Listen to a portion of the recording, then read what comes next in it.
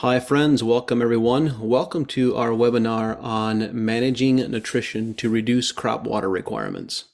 I proposed that we should have this conversation, and we actually had a similar webinar years ago. I don't think it's publicly available anymore, but we had a conversation about how you can rapidly increase yields in challenged dryland conditions. And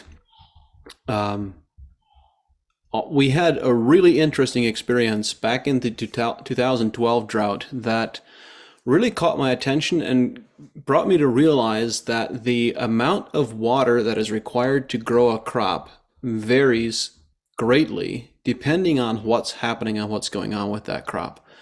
And so before I dive into the slideshow, I've got a really good list of things that we're going to talk about today. But before I go there, I want to share the story of what happened in 2012. And I've talked about it at a number of presentations, live presentations over the years, but I don't recall if I've spoken about it in a webinar before or not. In the 2012 drought season, we were working with a grower in central Indiana who's growing blue food-grade organic corn. That is known to be a lower yielding variety. It's typically in the 110 to 120 bushels per acre range at best. And they had from, if I recall my dates correctly, I want to say from mid-May until the beginning of July, they had 6/10 of an inch of rain. It was extremely dry. A great deal of the commercial corn in the region was either harvested for silage or was never harvested at all. And this was the very first year we were working on this farm. This was an organic farm. They had a cover crop of oats planted in early spring and then incorporated. They were able to capture moisture from an early rainfall where it ran off many of the surrounding fields because it came down so quickly. So they had a bit of soil reserve moisture to work with there. But the short version is that at harvest time, they did 3 different foliar applications during a really intense heat period in early July. And the net result was at harvest time, they harvested an average of 170 bushels per acre, where the previous 4-year average for this farm was around 110, if I remember correctly. And that raises some interesting questions. How do you get such a significant yield bump in drought conditions? And when most of the corn in the region was never harvested. Not only did we get these significant yield bumps, but we also got a test weight gain increase. So you have, when you move from, I think we moved from 53 to 57 or 58 pound test weight average, you have those increases in test weight. That means you have really good nutrition during the grain fill period. And it was this crop, and thinking about and trying to understand what was happening with the interactions between this crop and the soil environment, that first gave me an appreciation for 2 important characteristics of microbial metabolite nutrition. The first was the ability of these plants to access water when there wasn't free soil moisture. And the second was their ability to gain access to nutrients when there wasn't abundant soil moisture, because the only way you get those type of yield responses and quality responses is obviously the plants have to be getting water and nutrition from somewhere. And the realization that microbial nutrition, that plants can access microbial nutrition and microbially received water in the absence of free soil moisture in what we perceive to be drought conditions. So that was one of the early experiences that really got me started down this pathway of trying to understand what is happening with plant nutrition and how does plant nutrition vary in ways that result in crops being more resistant to water stress, or maybe a better way of saying it is, how can we get plants healthy enough so that they require less water to thrive and survive? And that's a very realistic expectation. I'm going to talk about a number of different contributing factors, and it's hard to measure and to define how much is each of these contributing factors contributing to the overall net effect of reduced water requirements, and how much is it possible to reduce water requirements. Just based on an accumulation of experience. I don't have any hard data to support this or back it up, just lots and lots of field observation. I would suggest that it's possible for most crops, most contexts, to reduce the water required to harvest a full crop somewhere in the neighborhood of between 30 and 50% based on how we manage nutrition. And as you can imagine, that's a pretty big deal. So I'm going to dive right into the slide deck and the different topics that I wanted to touch on today. If you have any questions, type them into the Q&A.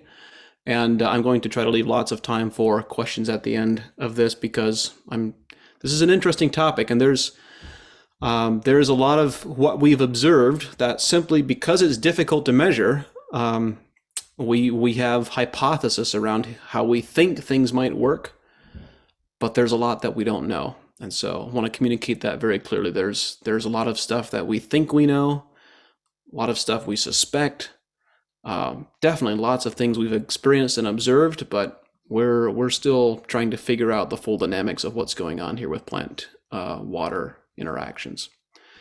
All right, so let's kick things off. Managing nutrition to reduce crop water requirements. 3 major topics I want to discuss and focus on. The first is what actually defines a crop's water requirements? How significant are they? And how can we deliver water more effectively? The second is how does what specific nutritional factors influence water use? Or maybe a different way of saying that is what's going on with plant physiology that can alter the amount of water a crop requires? And the third is what are specific tools, products, management practices that you can use to reduce a crop's water requirements or to increase drought tolerance? So the first question is, how much water does your crop actually need? And I have elected to not give this a specific answer because obviously it's going to vary quite a bit based on the multitude of different crops that people grow and their context, soil context and all that, environment, etc. But a general rough ballpark in terms of the water the crop actually absorbs and utilizes is somewhere in the neighborhood of 1 inch per week for many crops. Now there are outliers both above and below that, but as a general rule of thumb, many broadacre crops, many crops through the Midwest are somewhere in the neighborhood of 1 inch per week per acre. So that's 27,000 gallons per acre, roughly. Next question is that we should be thinking about is how much water does your soil hold? And again, this is going to vary a bit based on clay, sand, silt ratios and the soil's composition. It's going to vary based on soil aggregation, aggregate stability, flocculation, all those good things. But when we think about it in terms of organic matter, it's my understanding that organic matter can hold roughly 25,000 gallons per percentage point of organic matter. So you're very close to the acre inch number. So I think of it as just a general rule of thumb that each percentage point of organic matter can hold roughly 1 inch of rainfall equivalent. And so if we have, and then the last question is, how much water does your soil have in reserve? How much reserve water can your soil hold? If you have 4 inches of organic matter, does that translate to 4 weeks of reserve? This may not have been in the podcast recordings, I can't recall for certain, but I've had many individual conversations with Michael McNeil and Jerry Hatfield, and both of them have described how across the Midwest, it used to be, I want to say used to be, this is going back to the beginning of their careers, would be roughly 45 years or so ago. They described how the expectation used to be that they could quite easily go 3 weeks without rainfall.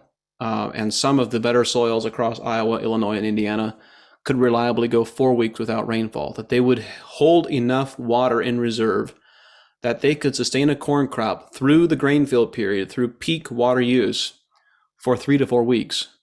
And now, if we don't have rain for a week, it's considered a drought in many of these same soils.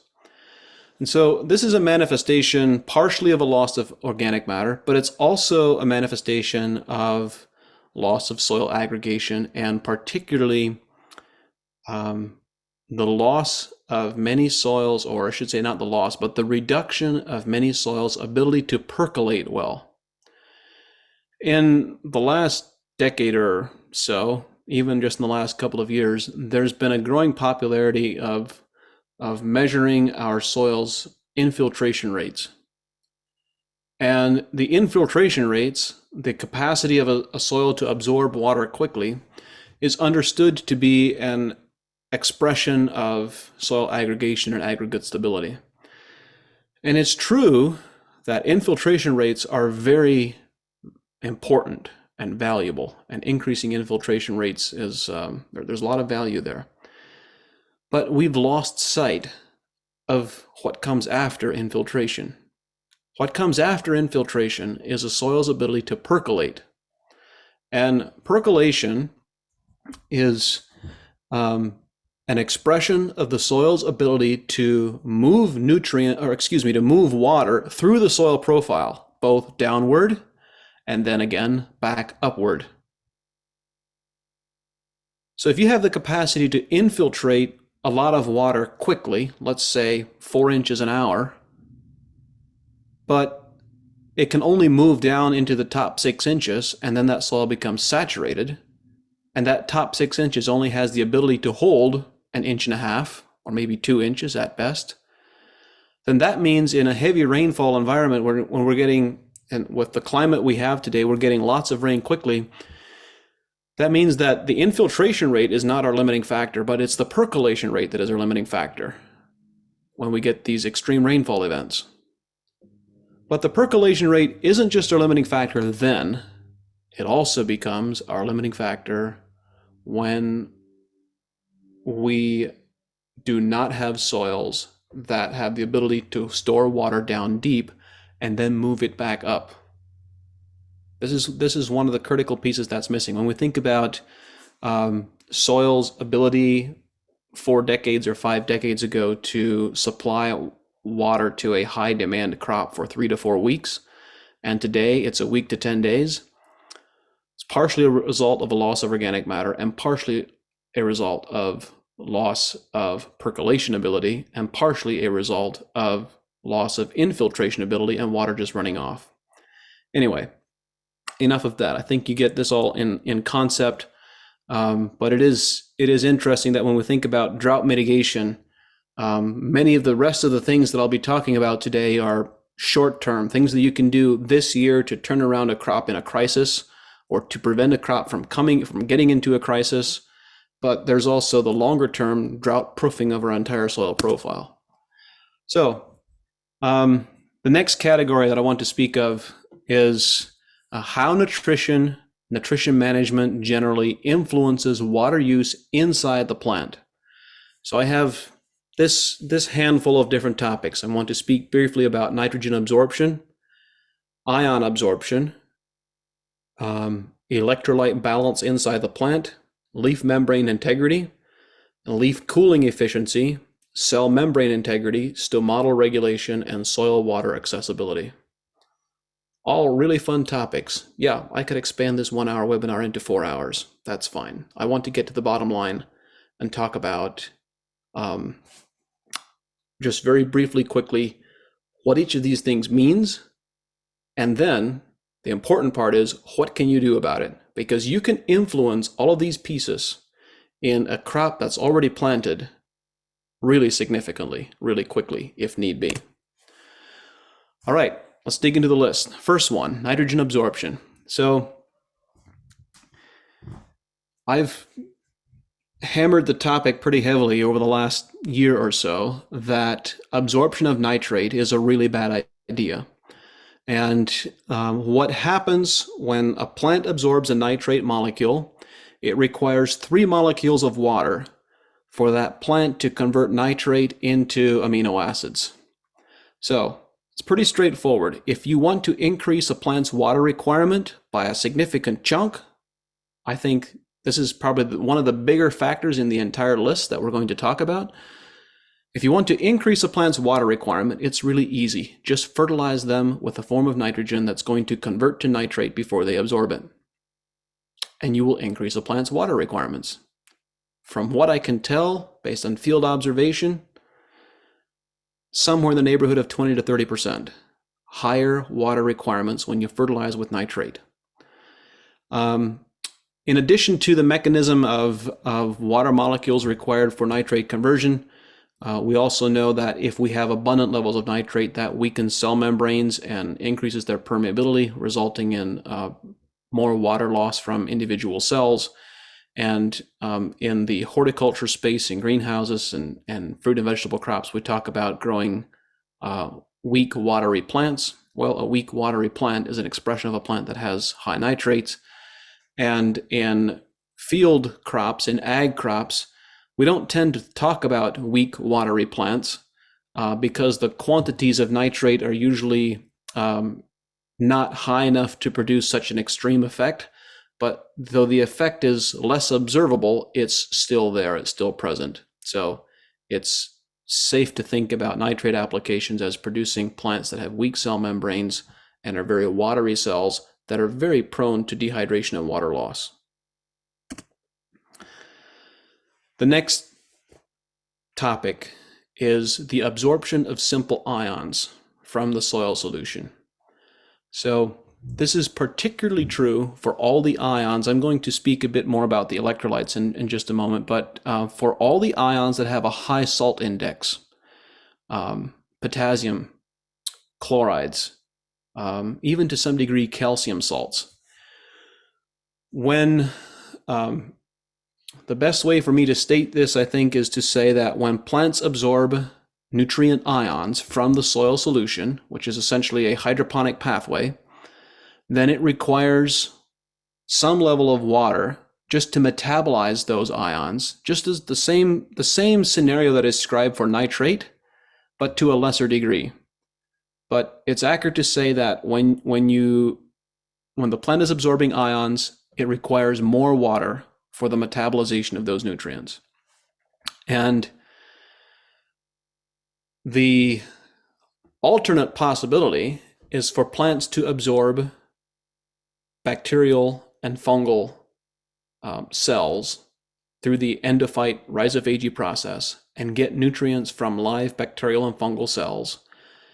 And that process requires no additional water because the bacteria and the fungi actually contribute and supply all the water that is needed for that process. And there's very limited metabolization that is required to occur in that process. The next piece we need to be thinking about is electrolyte balance. So we know that for our own bodies, if our electrolytes are not properly balanced, if we have imbalances in the sodium to potassium ratio, for example, then we easily become dizzy, we become lightheaded, we don't have enough energy, and as soon as it starts warming up, we just have no go power. We just can't go because our electrolytes are imbalanced. And of course, we have organs, kidneys and so forth, that are responsible for managing the electrolyte balance within our bodies. Plants don't have kidneys. And the electrolyte balance can easily be disrupted inside plants, partially because plants, with the exception of magnesium, these major electrolytes here are potassium, sodium, and chloride. Magnesium salts can also be present, calcium salts can also be present, but these are the major ones. And potassium and sodium and chloride in particular are readily absorbed from the soil. If any of those three elements are present in an abundant supply on the soil profile, plants will pick them up very, very quickly. And because of that, it's easy to produce electrolyte imbalances. And when you have electrolyte imbalances, the simple way of saying it is just to say that that plant requires more water. And again, you end up with a quote unquote weak watery plant because you have an electrolyte imbalance. And as you can tell from looking at the list, I mean, there's regions of the country where sodium is an issue because of limited rainfall and so forth. But two of those four electrolytes that are really easy for plants to absorb in excess are potassium chloride. And if you're using potassium chloride fertilization, that's going to increase the crop's water requirement and increase its drought susceptibility. All right, next topic. Leaf membrane integrity.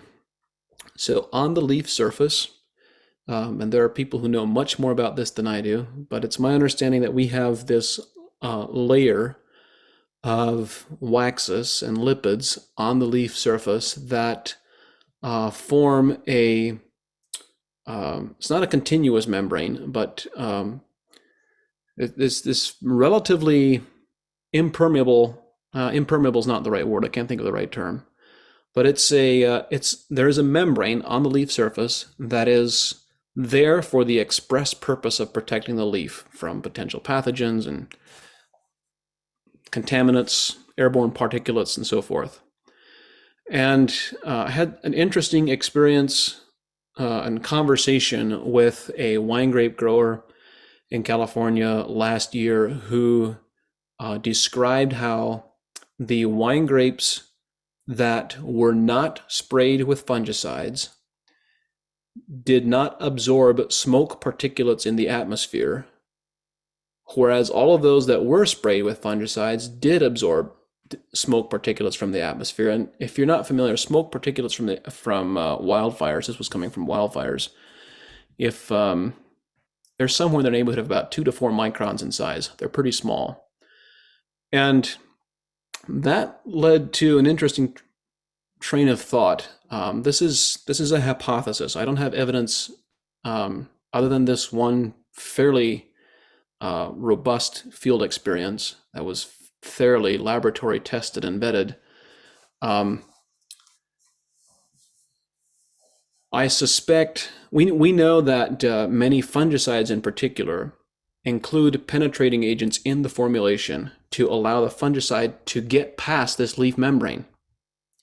Because if the fungicide remains on the outside of the leaf membrane, it's less effective, or to some degree, completely ineffective.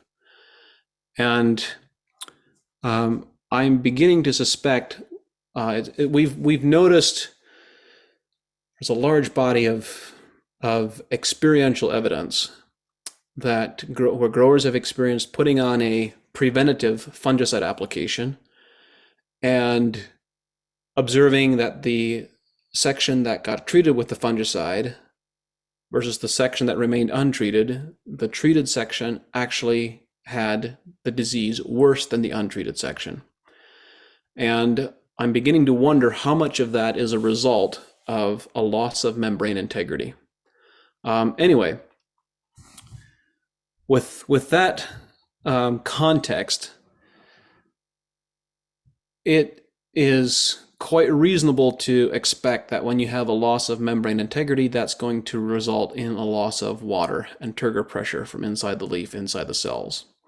One of the things that we've observed is that when plants get to level 3 of the plant health pyramid, and we can visually observe this glossy, waxy sheen on the leaf surface, that seems to be an expression of increased membrane thickness, and without question, that glossy, waxy sheen on the leaf surface corresponds to a reduction in water use, a noticeable reduction in water use.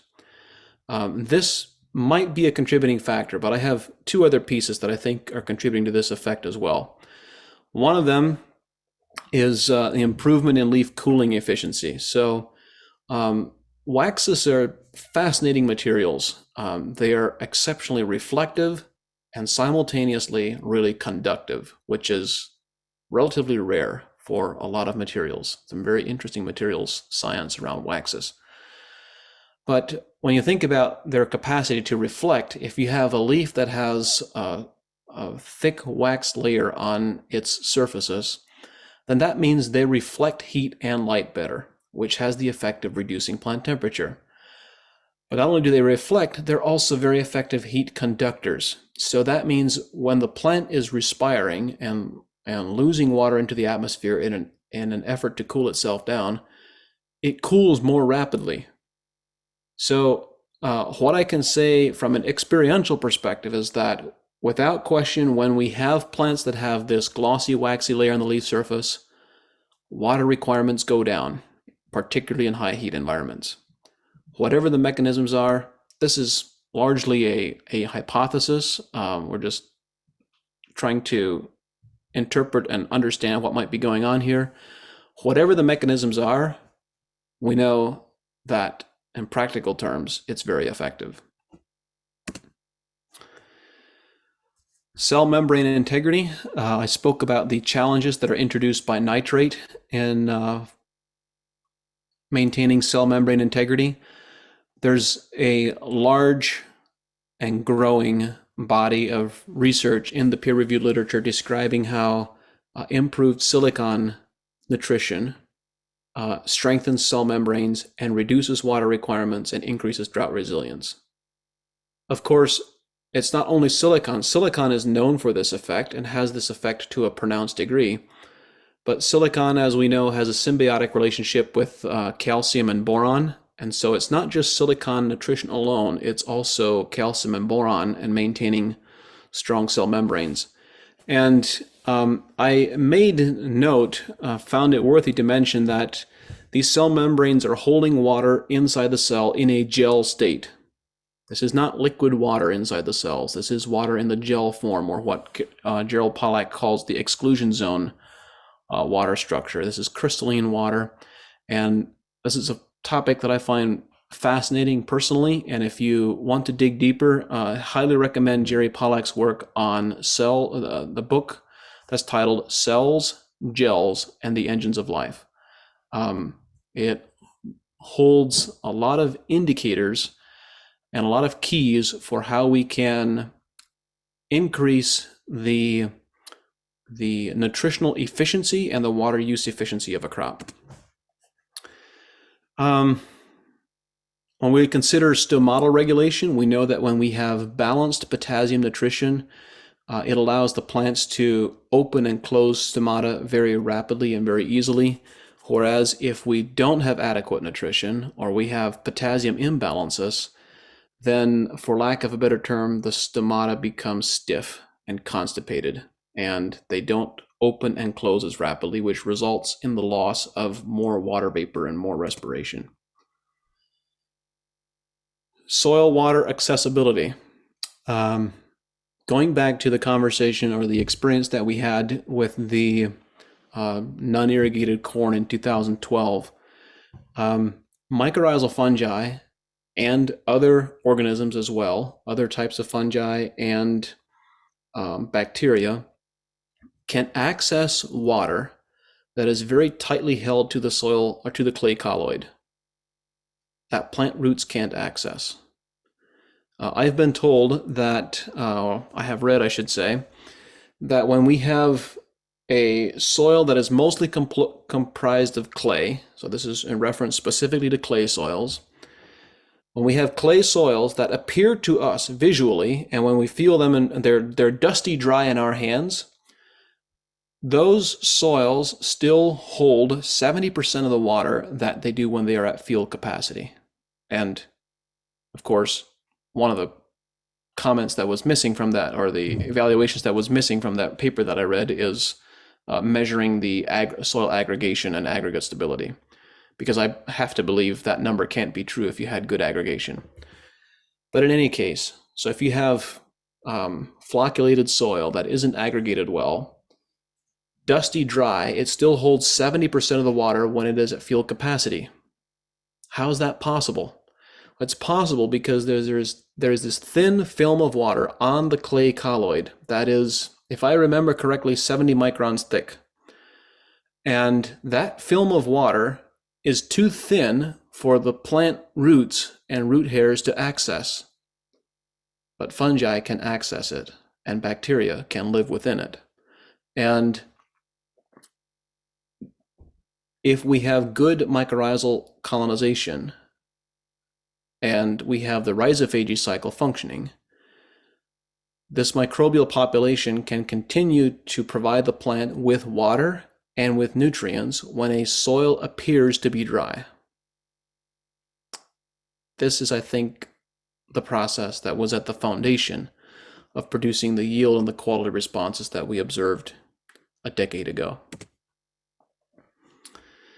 All right, the next segment, the next section is, all right, I just gave you a bunch of hypothesis and theory and possibilities combined with a bunch of field observations, but now what do we actually do about it? Here's the tools that we have available, both tools we should use proactively and some of the tools and management practices we should try to avoid. Bacterial endophytes. Bacterial endophytes, as so eloquently described by Dr. James White and his description and his colleagues' description of the rhizophagy cycle, has the capacity to provide nutrients to plants in the absence of free soil water. You know, there is this whole model of plant nutrition based on plants absorbing simple ions from the soil solution. And I wish some people would stop and think and ask the question, what happens when the water is gone? Or what happens when you have too much water? Of course, the answer is if you are basing your entire agronomic approach on water-soluble nutrients, that means that when the water is gone, the nutrients are unavailable. And it means that when you have excess water, the nutrients are carried away.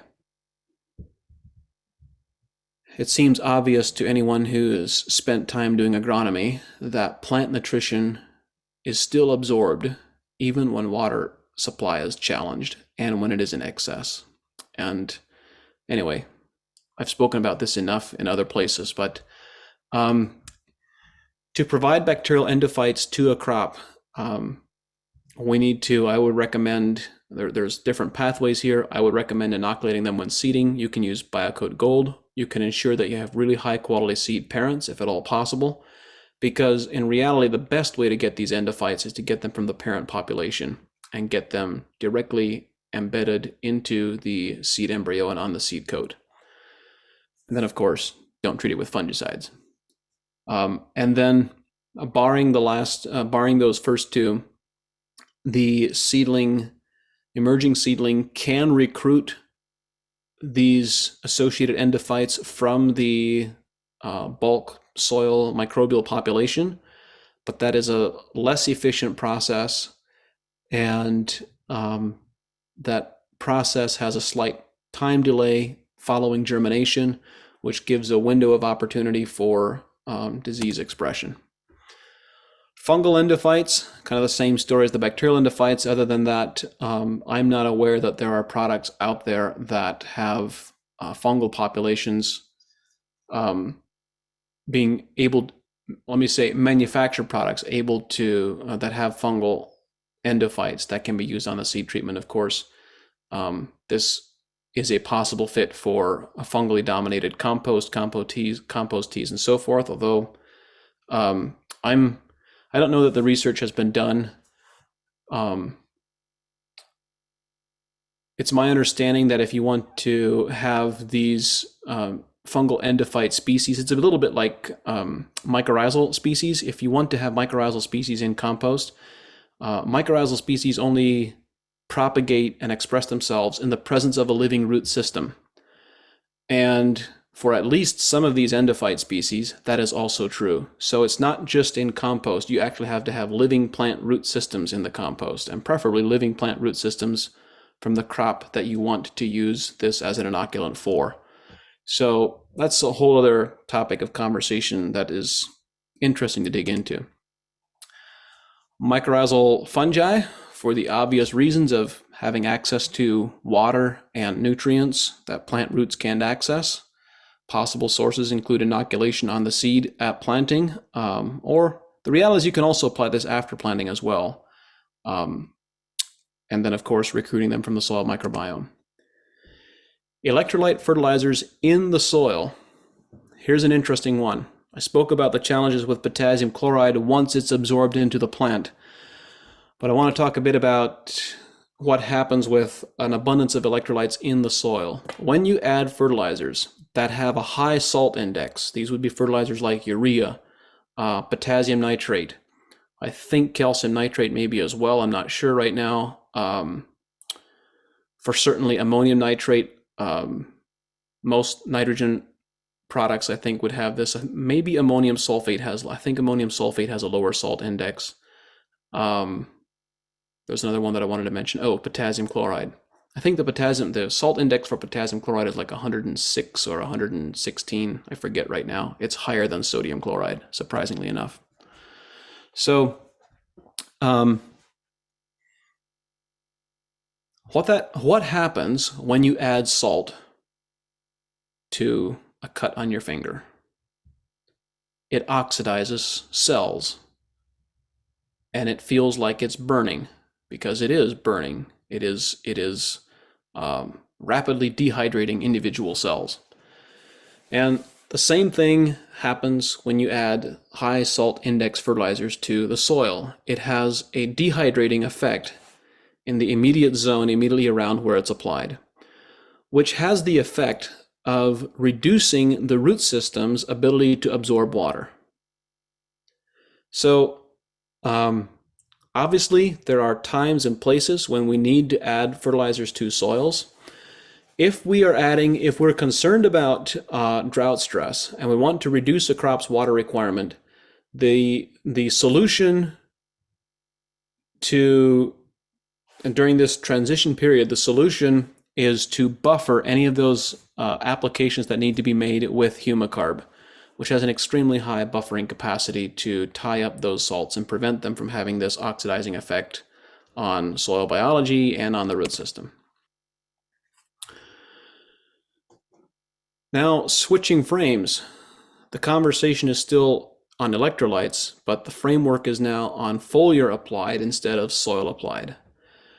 So foliar electrolytes can be extremely valuable in drought conditions, as long as they're balanced.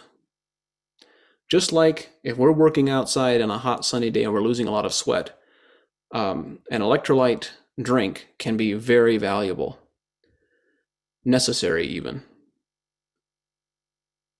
And the same holds true of plants, is that when you give them a balanced electrolyte, that can improve their ability to hold water inside the plant, increase the plant's turgor pressure, as long as you avoid two things. One is you avoid applying them in excess, and two, you avoid creating an imbalance. Either an imbalance or an excess will actually have a negative effect instead of a positive effect, as you would guess. If you were to put on a high salt content spray, a high salt index spray, then you can end up having a negative effect because it depletes the plant's ability to hold water. So this is actually a practice that is very valuable and very effective, but you do not want to guess. You need to manage this process using SAP analysis and applying what is necessary or not necessary, because you can easily make the situation worse instead of better.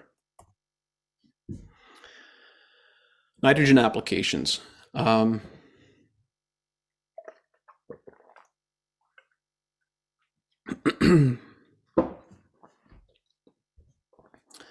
In previous webinars, I've spoken quite a bit about the challenges of plants absorbing nitrogen. So, and I mentioned it earlier here, I'm not going to belabor the point, but the conclusion is you want to apply nitrogen as close to the moment of plant need as possible. Don't apply it well in advance, because the longer it is present in the soil profile, the greater an opportunity exists for that applied nitrogen to convert to the nitrate form, which we want to avoid. And secondly, or actually maybe even primarily, use the nitrogen efficiency program. The rejuvenate, humicarb, sulfur, molybdenum combination has the effect of speeding up the microbial conversion process into microbial proteins, which have all the benefits of having low salt index, and being able for the plant to absorb in the absence of free soil moisture.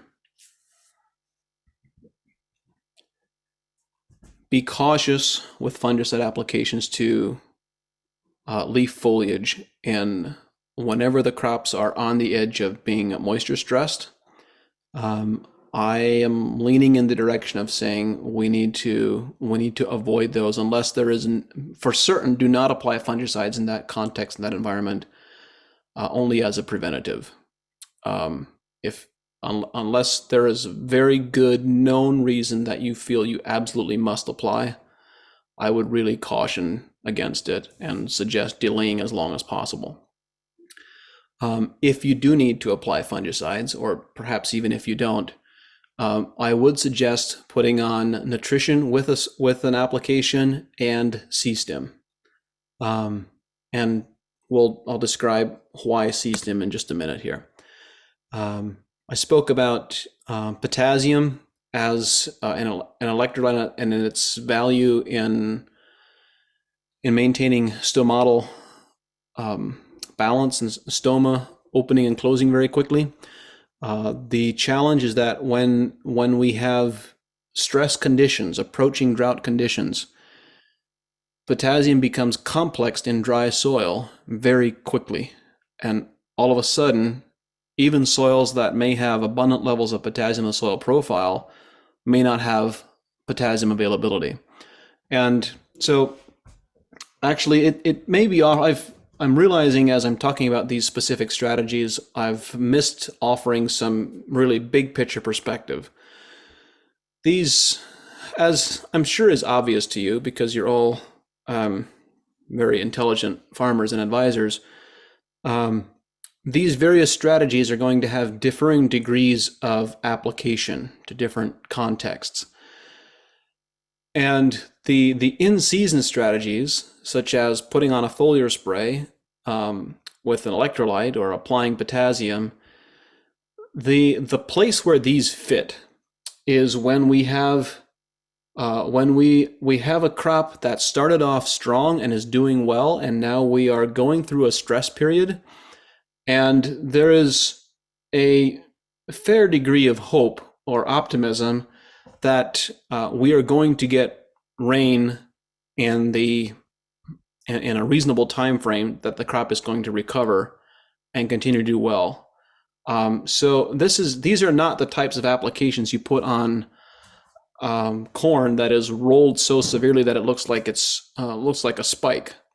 But there are intermediary stages where if you anticipate the crop recovering soon, putting on these types of applications at the right window can have a tremendous impact on the crop's recovery and on increasing yields, but also putting them on even earlier, if it's relevant and appropriate, putting them on even earlier is going to change the crop's water requirements before it gets into that drought stress period. So I'm kind of giving you the whole range, the whole index of options here.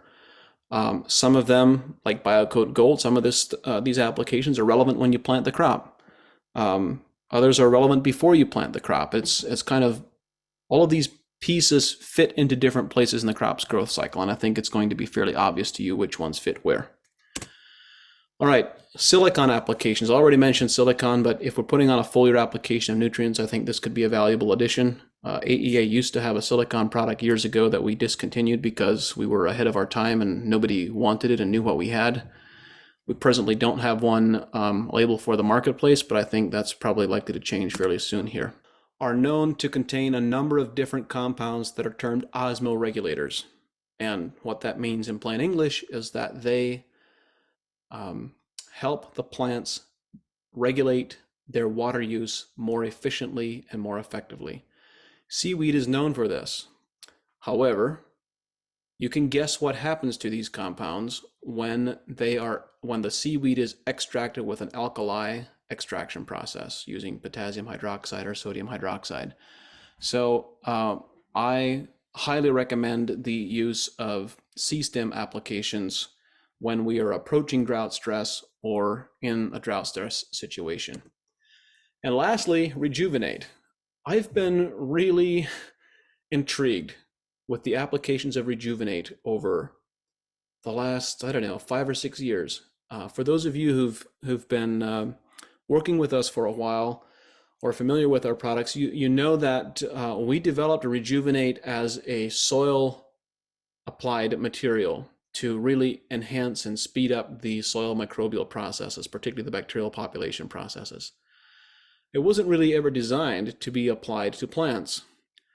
But then we've had all these experiences. We've had growers who, I still remember this one potato grower in central Illinois who had Colorado potato beetles that were just decimating his crop. I mean, there were no leaves left. The only thing left was stems.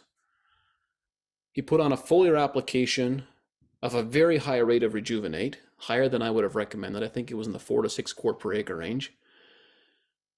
And the potato beetles vanished, and the crops recovered, and he got a full harvest. Then we started working with growers who were using rejuvenate or experimented with rejuvenate for hail damage. Had a hail damaged crop, put on a foliar application of rejuvenate, and the crop responds extraordinarily. Then we had growers start using it for extreme heat stress. And we've had several periods in the Pacific Northwest the last couple of years where we had extreme periods of heat stress, and crops respond really well. And I came to realize that the carbohydrates and some of the ingredients that we put into the rejuvenate are extremely high energy compounds that are exactly the group of compounds that plants need to regenerate their own cells, regenerate their own metabolism. If we have a crop that has been in a high heat environment and has been photorespiration dominant for an extended period, putting on a foliar application of rejuvenate can be the kickstarter to switch it out of photorespiration mode and help metabolize some of the ammonium and some of the less healthy compounds created in that photorespiration process. And essentially, I was thinking about this process of how we are seeing rejuvenate being this incredible stress recovery product. And it occurred to me that, rejuvenate is to plants what a protein drink or a combination of a protein drink and an energy drink is to people. It gives them a rapid, immediate energy high and a rapid, immediate source of very available raw materials with which to rebuild their cells. So I'm quite intrigued with what we've observed from rejuvenate. This is not this is the type of application that I would recommend you could use lower applications in a low stress or approaching a low stress environment. And if you're in a high stress environment, up the dose. And based on my experiences so far, our collective experiences so far, I'm pretty intrigued with what we're observing. So, whoops, got ahead of myself there. So next steps. If you want to dig deeper, I've given you lots of high-level concepts, principles, ideas, things to work with, kind of the whole index. This webinar came together very rapidly. Life has been full with lots of other stuff going on, and I'm certain that if I would have dug through the literature and the research, I could have added another probably half a dozen or so contributing factors that would contribute to drought tolerance, improving drought tolerance, and managing nutrition better. This came purely just top of head, stream of consciousness based on the results and the experiences that we've had out in the field. And so that's what it is. I hope you find it useful and valuable. I'm sure you will. So, all right, I'm going to switch to the Q&A. Actually, I missed making the point I was going to make, which is that I gave you lots of high-level general principles, but now the fun part, of course, is figuring out how to adapt that to your specific farming operation. It's context dependent. What's happening with soil types and profiles and organic matter? What's happening with nutritional balance in the soils and in the plants? So if you want help figuring that out, please call our consulting team, connect with us directly. We're happy to engage in these conversations and help you figure out what's the best fit for where you are and where your crop is. All right, so we've got 20 questions or 20 plus questions at this point, and we've got 10 minutes till the end of the hour. I'm going to make an attempt to answer the questions concisely and keep things moving. Question from Arlen. Is there a good tool or method to ensure a given soil's ability to percolate water? Arlen, I'm sure there is. I'm guessing it would be something like a water column. It would be a similar test to an infiltration test, except you go deeper. You go 36 or 48 inches deeper. Sorry, I said a water column. I meant a soil column. Um, and the important piece to remember about percolation is you want to measure a soil's ability not just to percolate water down, but to percolate water back up. It's percolating water back up from the reserves down below that is particularly valuable in drought conditions. So, Arlen, I don't, off the top of my head, I don't immediately know what the method is for measuring percolation, but I know a lot of research has been done on it. So obviously there must be a method of some type that's out there. Question from Jorge. How can we manage sodic soils so we can have high yields? I mean, the sodium is in the water for irrigation and we do not have any other options to irrigate. Jorge, your question is one that it's an important question. I don't want to be dismissive of it. There are things that we can do with the irrigation water to help make the sodium and the bicarbonate, to reduce the sodium and the bicarbonate challenges. There's things we can do to the soil. We've done some really interesting stuff with, there's a synergistic stack. And I know I've given this presentation, but I don't know if I've given it in a webinar format. But there's a synergistic stack of 3 materials, gypsum, humicarb, and Spectrum DS.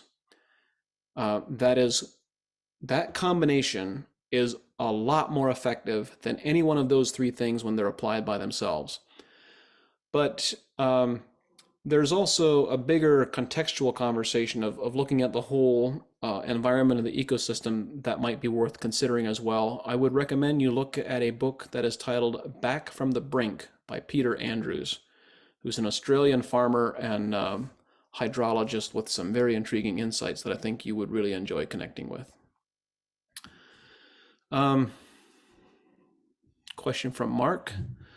Hi, Mark. Sorry if I missed it on the front end, but I'm wondering about your comment around the same soils now being less capable to withstand drought. Could it be that the advances in crop genetics and higher planting density, thinking of corn and soybeans, have led to increases in biomass which need more water? How do you separate out these effects? How do you separate out the effects of tillage versus nutrients creating weak watery cells? Mark, very good questions. I think that to your first question, advances in crop genetics and higher planting density, has that led to increases in biomass which need more water? I would hesitate to guess that the answer to that question is yes. I think it's probably no, only because the individuals that I was speaking of, Michael McNeil and Jerry Hatfield in this context, they were pioneers already at that time in the work that they were doing. And the crop yields of corn and beans that they were working with at that moment in time were as high or higher than the averages are today. So I only have the yield numbers to go by. Obviously, I don't have biomass numbers and planting density numbers to go by, but I would hesitate to guess that they were significantly different. And separating out, I mean, I'm sure there's any number of cumulative effects, but one of the significant effects are, I believe, in my conversations with Jerry Hatfield, Jerry believes that the principal effect is coming from soil's loss of ability to percolate well.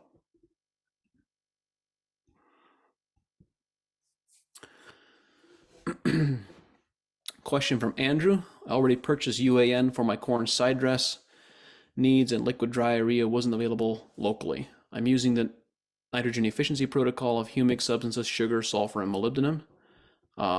Andrew, just to clarify, the best nitrogen efficiency protocol is not just humic and sugar, but rejuvenate and humicarb. I know it's more expensive and they are very different and perform very differently. So just want to clarify that. I guess for next year, find some liquid urea. Yes, if possible, or figure out how to liquefy it on your own. It's not that difficult. Anything I can do with the UAN this year? Yes, use it with nitrogen efficiency. You're doing the right thing. We are in severe drought, debating reducing nitrogen rate on corn from 160 to 125 units just to save the money at this point if we don't get rain. I would be in favor of that recommendation. And I'm saying that not fully understanding and knowing the context or what crop stage you're at and all of that. But one of the best ways to increase a crop's drought susceptibility is to add more nitrogen than it needs, or add more nitrogen than it can utilize. That actually makes the situation a whole lot worse rather than better. So I would be in favor of being cautious and applying less than you think you need rather than more than you think you might need.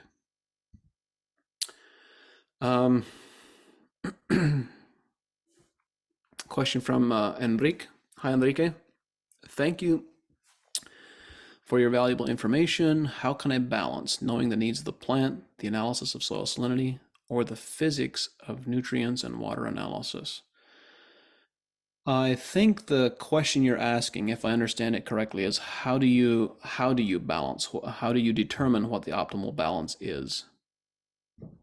And I'm guessing, based on the nature of your question, you're probably referring specifically to the electrolytes. So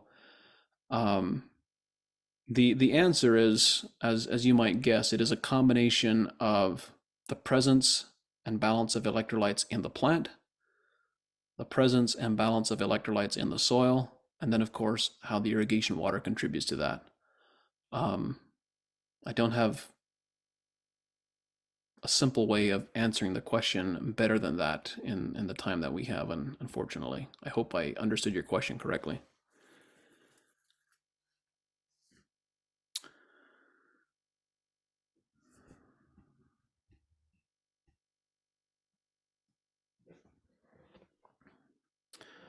Question from Mr. Anonymous. What was the paper that had the info on 70% of water retention? I am puzzled by the reference. May it have been the place where I mentioned the inverse of 70% was 30%. That was on nitrate, the nitrate conversion piece. So I'm guessing that is what that is in reference to. If my guess is correct, the answer is it's in any plant physiology biochemistry textbook. If you look at the descriptions, and I'm sure you can find it online as well, if you look at the descriptions for the nitrate conversion process of how nitrate nitrogen is absorbed by the plant, then converted to amine nitrogen, it's right there in the chemical equation. The conversion process includes 3 molecules of water. I'm hoping I'm understanding that question correctly.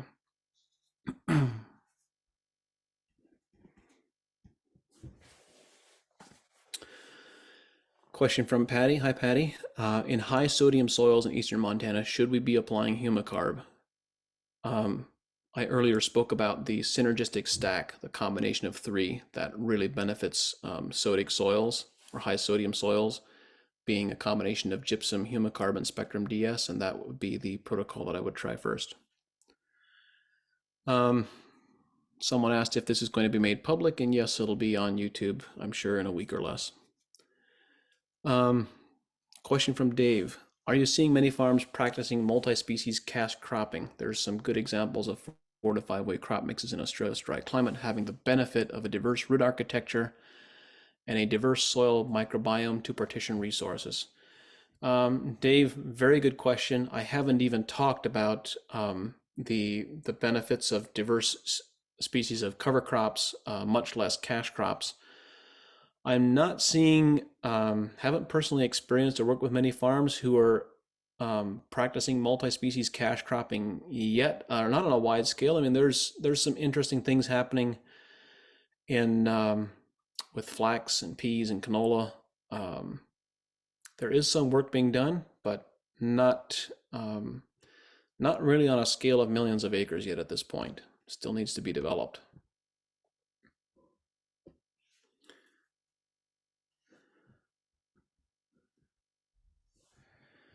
Question from Enrique. Enrique, you've asked a number of really good questions here, a couple that I've glossed over because they're very context specific, and I don't have answers that I can give in a couple of minutes, because to answer your question well is going to require me asking more questions first. So I don't want to discount those questions. I would say let's plan on having a follow-up conversation sometime in the next couple of weeks to dig specifically into that. I'd be happy to address those one-on-one with you. But I think you do have a question here that is of general interest, which is um, when the plant has already set its fruit, can I apply calcium, potassium, and magnesium as nitrates? Um, with caution. You're already dealing with a sodic situation and with very high electrical conductivity, and particularly, well, I think all three of those, all three of those are going to have a fairly high salt index, and so I would prefer to avoid them and have low electrolyte, low salt index materials instead of a nitrate.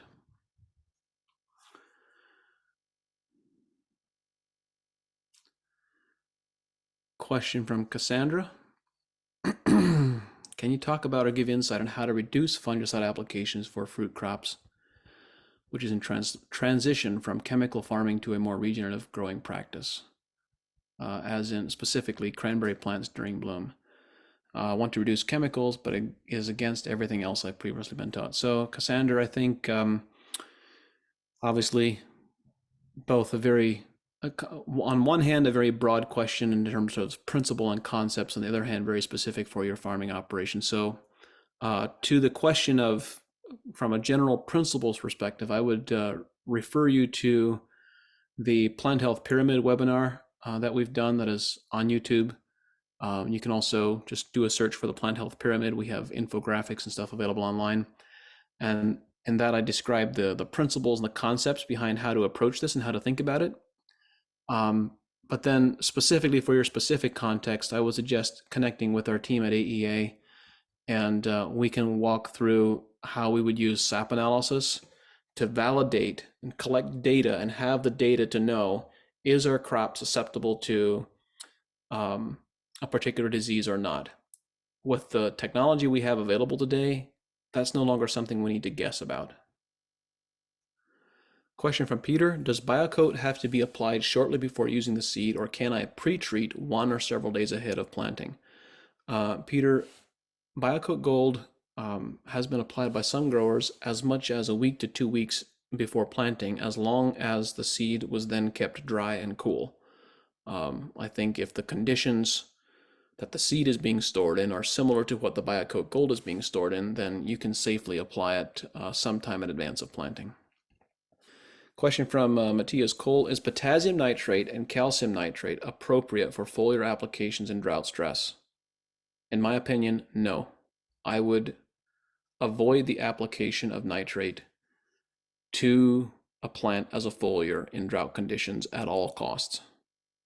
I would never recommend an application of a nitrate in those conditions, preferably amino acids or as a second best urea. And yes, urea has a high salt index, but it's going to require a lot less water for the plant to convert it to proteins than it will nitrates. A question from Mark. For products like Rejuvenate, do you leave check strips to show growers the benefits? If we can convince them to do that, we'd like to see more. Any examples you can share on improved yield and or quality? There are two things we have a really difficult time getting growers to do reliably. One is leaving check strips, and the second is collecting reliable data. And I'm just going to leave that right there. We've certainly done our own share of research, and we're constantly doing more, and it seems there's never ending need or opportunity to do more research trials and learn more. But it is certainly something that we never feel like we have enough. Question from Jared. Can you apply too much Rejuvenate? We had one grower that applied 5 gallons per acre with no negative crop consequences. There might have been negative consequences to his wallet, but well, maybe not for the crop that he was producing, but I don't think you're going to have a negative impact on the plant. Can Rejuvenate be used in combination with other products such as JETM, which is, well, I know what it stands for, but I can't think of it right now. These lactobacillus fermentation materials. Should it be used by itself? Well, I would say this way. Two things are going to happen. First of all, rejuvenate is likely to be absorbed by plants and utilized extremely quickly. Secondly, rejuvenate almost could be said to hyper accelerate the microbial population on the leaf surface. So I don't know what the effects would be of putting that on in combination with a fermented material, but I would guess it's probably going to skew the microbial population on the leaf surface significantly in favor of some species at the expense of others. That would be my guess. Question from Scott, thoughts on rejuvenate in furrow, particularly in corn? It's a routine standard practice that we do all the time at this point. Can we use months-old stored water in tanks for irrigation? Is it okay to use rainwater for foliar spray and irrigation? The answer to both questions is yes. Question from Nigel Palmer. Hi, Nigel. Surprise, surprise. Imagine seeing you here. In order to provide plants with a foliar with balanced electrolytes and not being able to afford sap analysis, how about using a fermented plant juice? Oh, Nigel, you just couldn't avoid it, could you? How about using a fermented plant juice of the plant that is to be affected? For someone like you, Nigel, that's the best solution. For market gardeners, market growers, certainly you're going to have, you're not going to imbalance the plant with plant juice. It's also not going to work for the guy who wants to treat 100 acres of corn or tomatoes, sadly.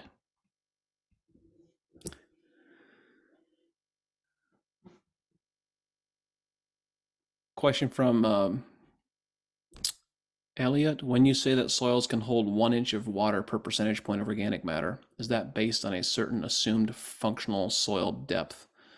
How does that math work? Yes, of course, it would be associated with certain soil depth, and that would be, I think, either 6 or 6 3/4 inches. That's essentially whatever represents 2 million pounds of bulk soil, and of course, that's also going to vary based on soil density, but it's usually assumed, that's a dangerous word, but it's usually assumed that 6 inches of soil represents 2 million pounds per acre. Question from Jacqueline. This is extremely relevant given the lack of rain. Hi, Jacqueline. Glad to see you here. You mentioned electrolyte balance. How do you test for this? Well, there's two ways. Obviously, sap analysis is going to reveal electrolyte balance. Actually, when I think about it, I need to sap analysis or a soil analysis, as in a water-soluble analysis like a saturated paste or perhaps to some degree even a Haney analysis, would give you information on the electrolyte balance. When you think about electrolyte levels, you can simply measure electrical conductivity, which is one of the reasons why EC is reported on a sap analysis. You can also do electrical conductivity readings on soil and so forth. They can be a valuable tool, and we've actually, in my webinar where I talk about how to design foliar sprays, I talk about using or measuring the electrical conductivity of a spray solution. But the challenge with measuring electrical conductivity in the soil is it changes when you add water. So high electrical conductivity in very dry environments is going to be reduced proportionate to the amount of water that gets added to it. So yeah, best answer I have for the moment.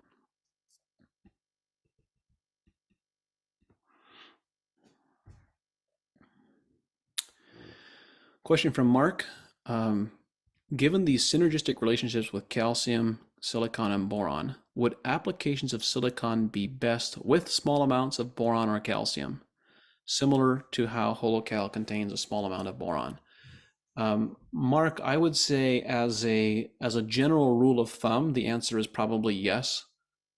For specific context, I would refer to SAP analysis or known levels of calcium and boron. If you already have enough, there may or may not be a lot of value in adding more. But as a general rule of thumb, I would expect you'll get a stronger crop response from adding calcium and silicon and boron in a combination rather than individually. It's a very good question.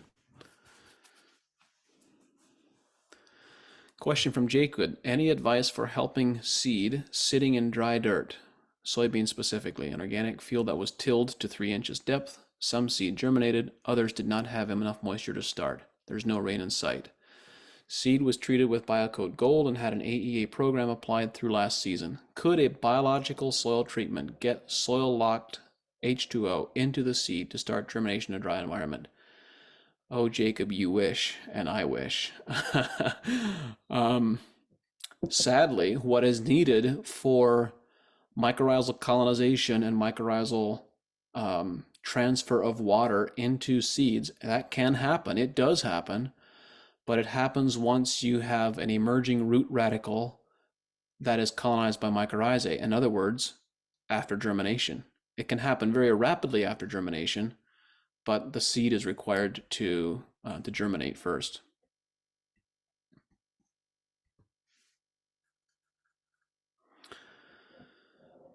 Question from Benny Thompson. There was a podcast where a guest spoke about desertification, carbon loss, reforestation, so that increased organic matter, water retention, and water cycling in the local atmosphere, the more rain. That must have been Walter Yenny. How many thousands of acres would you need under proper management, increasing organic matter and increasing foliage surface area to increase the local rainfall? A lot less than you think, or at least a lot less than I used to think. I don't know the exact answer, but we have a number of examples. I shouldn't say we have a number. We have some examples. Would be nice to have more. We have some examples of farms addressing or changing local rainfall patterns with as few as 1,000 to a couple thousand acres. I would say if you can be somewhere in the 3,000 to 5,000 acre range and change the hydrology patterns in that local landscape, you're going to change the local weather patterns. Of course, again, context matters and where you are on the planet when you attempt that, and the local wind patterns are going to have an impact on that as well. But I actually think the answer is it's going to take a lot smaller scale than what we might expect. And of course, the bigger the scale, the bigger and larger the area that we can impact. Question from Doug. John, what about a year that we are experiencing here in Ontario with a lot of smoke, haze filtering the sun, and we're experiencing cool temperatures? Photosynthesis is not working well. What can I do to help the process? I do use your products now and always use iron, magnesium sulfate, melted urea, manganese, seaweed, etc. Thank you, Doug. You're already doing a lot. If photosynthesis is not working well,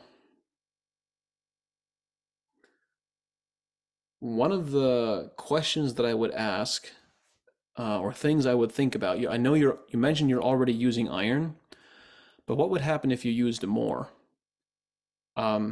My reason for that suggestion is because one of the roles played by iron is that iron is the foundational or a critical element for increasing the production of all the carotenoids. So astaxanthin and zeaxanthin and beta carotene and so forth.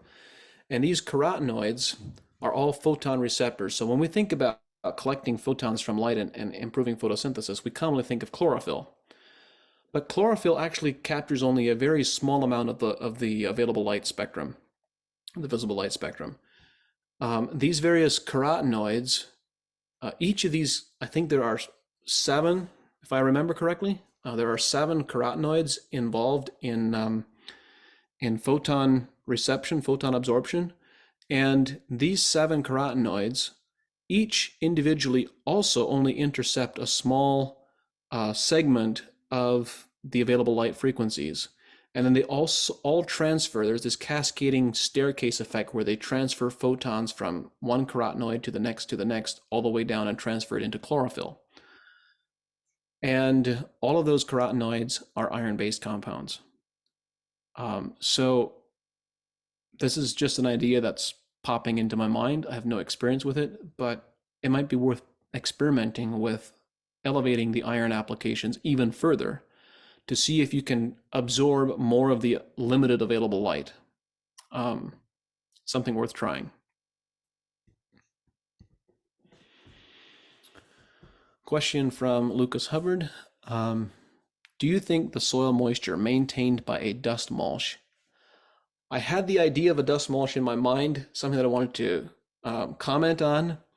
Why is a dust mulch effective? Because it breaks percolation. So I'm having this conversation about percolation, soil moisture moving upwards through the soil profile, and the benefit of a dust mulch layer is that it breaks the percolation moving up to the soil surface and being lost into the atmosphere.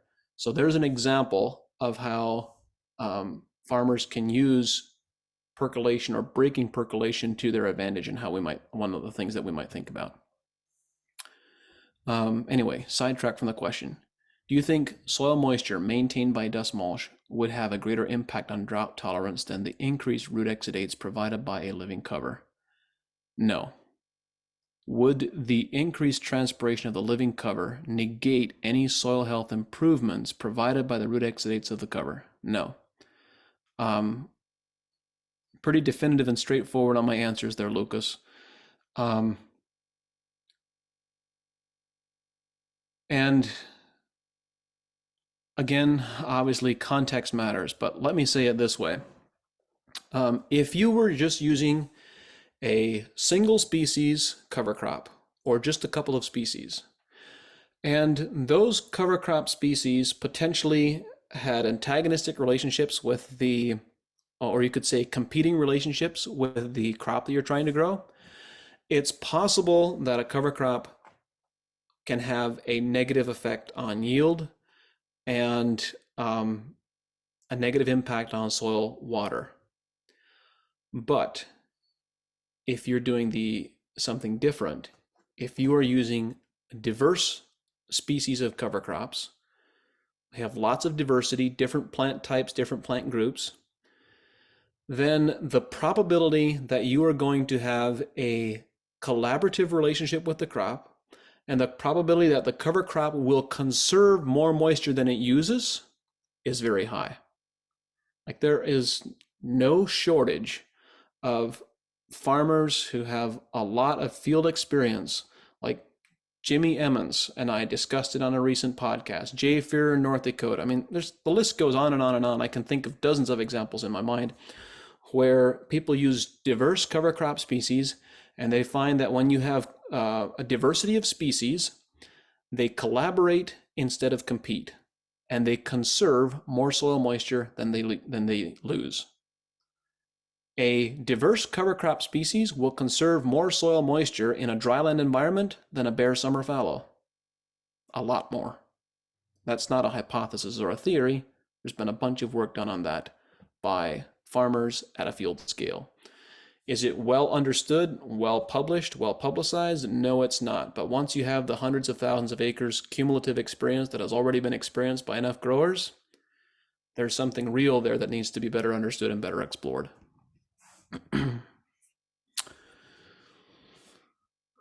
Question from Tony. High sodium and a pH around 7.5. What's the best way to lower the pH?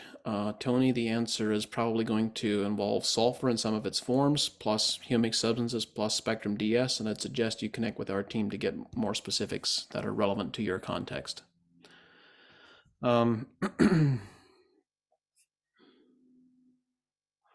Question from Jacob. If nitrate levels have already tested higher than ideal in a corn sap test, would an application of fish emulsions provide a protein source for the plant so that the plant doesn't waste energy processing the nitrate? Well, Jacob, what's going to happen is the plant is going to process the nitrate anyway, or at least hopefully it will. And if you want to provide an energy source for nitrate conversion, then that would be a source of sugar or carbon. Something like rejuvenate or a sugar source will speed up the nitrate conversion to proteins. I'm answering the question that I think you meant to ask. Hopefully I got it right. Question about the access to the slide deck. This entire webinar is going to be on YouTube, so, and possibly the slide deck will be made available as well. I'll defer to the AEA team on that. Joe, if you want to have access to the slide deck, just reach out to our team. Question from Daniel, with respect to clay soil, infiltration and percolation. I have very heavy clay soil, it's 55% clay, that I'm trying to get forages to grow on. A portion I just planted with a cover crop forage mix that also should penetrate, including turnips, sunflower, safflower. However, rain just sits on the top of the ground at this point. What other tools should I be using to get this and established crops to get the process going? Southwest Montana, animal forage crops, irrigation is available.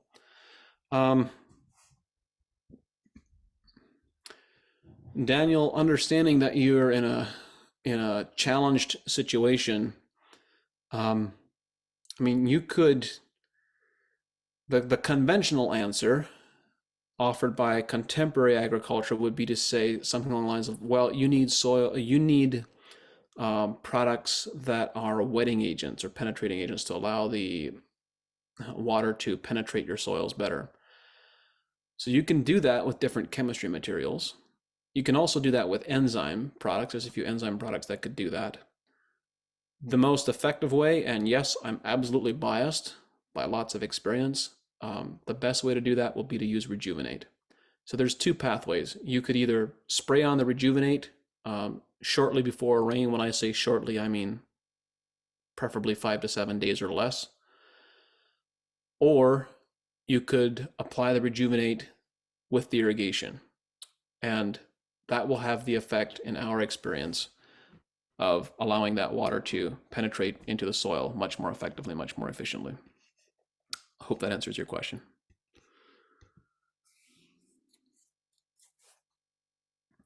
Question from Jana Larson, is there a product geared towards putting these principles into practice at the home garden scale? And Jana, the answer is yes. If you go to our website, you can find some of our garden product line. We've got a couple of products that are available that are really easy to use. Question from Armand, what about using amino acids together with liquid phosphorus when the cereals are under drought and heat stress? If that's what the crop needs, yes, absolutely. Amino acids are particularly beneficial because they contribute energy to a plant. Liquid phosphorus, debatable, depends on the local context. Question from Gerald, already lost half of our stand of soybeans from the drought. Should we just take our lumps this year or try to salvage the remaining stand? Aren't those the types of questions that we always need to, and decisions we always need to make as farmers? The answer is, when is it going to rain, or has it rained already?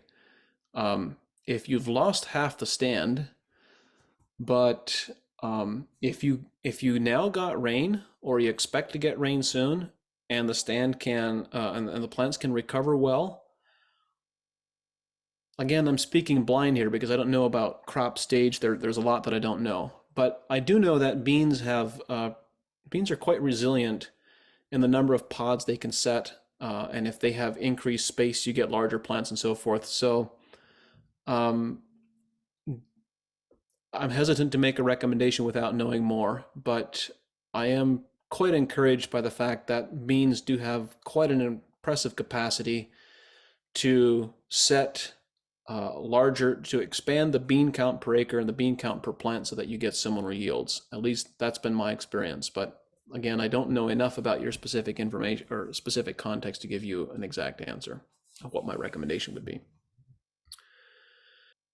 Question from Demetrio on how to properly manage potassium if I can't use sap analysis. I would say err on the side of caution and don't apply any unless you know you need it. There's a few questions here. A question from Richard on applying rejuvenate and C-stim and photomag regularly in the foliar. Is there a specific ratio or rates that you recommend? Yes, there are, but I don't want to give you general recommendations here because there are too many different crop types and contexts to address adequately, so connect with our team at AEA to get specific information on that. Question from Jim: is there a good introductory resource to learn about different cover crops, root exudates, etc.? Jim, I would highly recommend the resources that Green Cover Seeds has made available online. They have a pretty awesome webinar series from Christine Jones, as well as having their own great webinars. So I've really become a fan. They are Green Cover Seed is a really exceptional organization in the sense that they also share a lot of information, the things that they have learned freely and readily, as we do here at AEA, and I really respect and appreciate the great work that they're doing.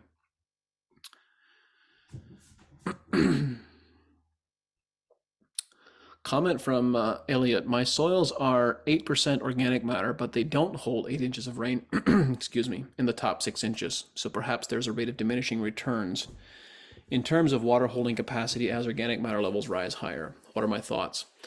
My question would be, your 8% organic matter is in what form? What proportion of that 8% organic matter is not yet fully broken down in the form of stable humic substances?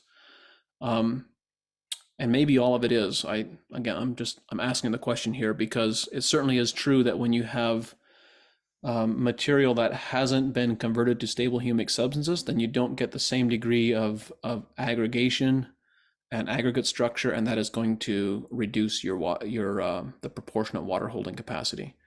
So that would be a question that I would ask, but it's possible that maybe it is fully humified and you still don't have 8 inches of water holding capacity. Question from Gabriel: what's the research you would still like to see conducted on drought stressing crops? Well, Gabriel, the kind of easy surface answer for the moment is that most of the things that I talked about in this webinar, there's a few exceptions like research on silicon and research on potassium and stomata regulation, but most of the things that I talked about are poorly understood. There's preliminary research that has been done but has not been followed through on. And I could, in a short amount of time, I could put together a list of 30 different things that would be really great to look at.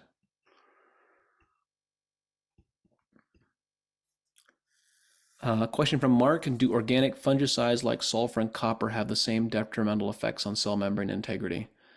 So Mark, my comments were specifically to leaf membrane integrity rather than cell membrane integrity. And to the best of my current understanding, I think the answer is no.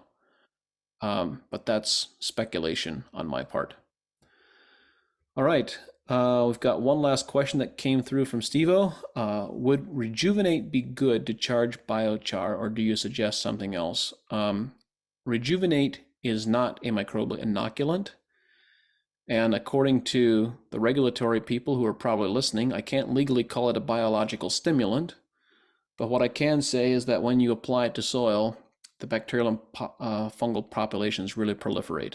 So you can call it whatever you like or think about however you like from that perspective.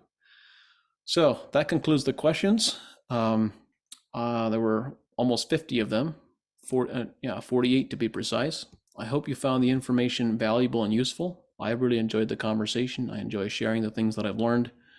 And please, I really do welcome you to reach out to our team. We really enjoy working with growers and encountering difficult challenges and situations and helping figure things out, because that's where we all learn and that's how we continue to improve. So thank you for all you do. I hope you have a great growing season. I hope you don't have too many crops stressed by drought, and may we all have success this growing year. Thanks everyone, and have an awesome day.